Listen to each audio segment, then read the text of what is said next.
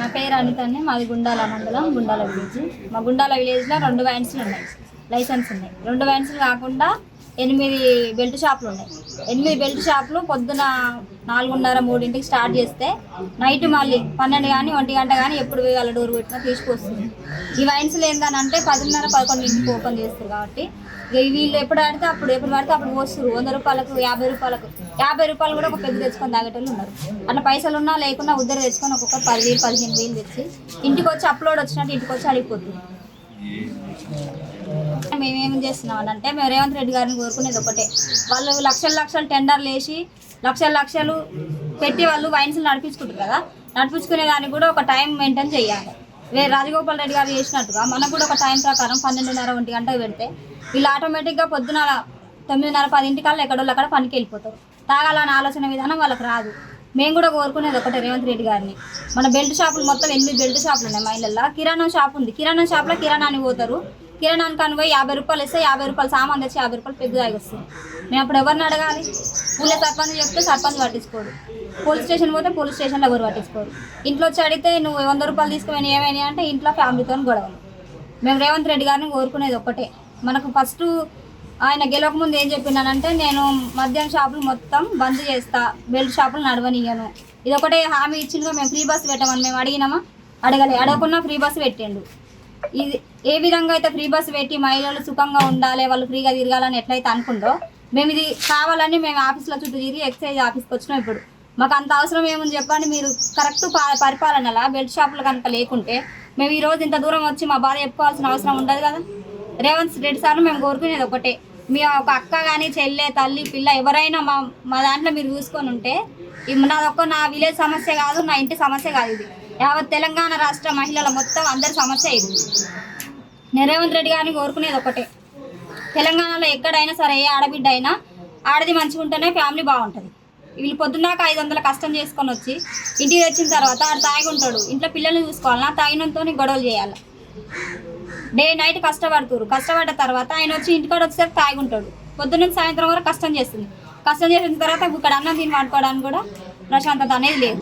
మేము అనేది ఒకటే, ఏం లేదు కానీ బెల్ట్ షాపులు మొత్తం బంద్ పెట్టాలి.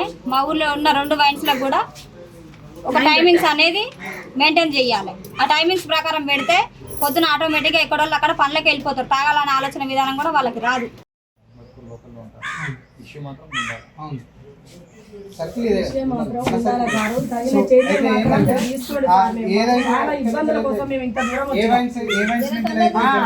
మద్యం సరఫరా అవుతుందో వైన్ షాప్ లైసెన్స్ కూడా మీరు రద్దు చేయండి అని వాటి మీద మీరు చర్యలు తీసుకోవాలి. ఎందుకంటే బెల్ట్ షాప్ అనేది ఇల్లీగల్ కాదు, ఇల్లీగల్.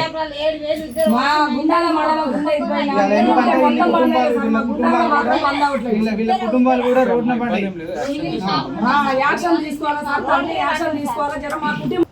నమస్కారం సార్, మీ ప్రజలకు.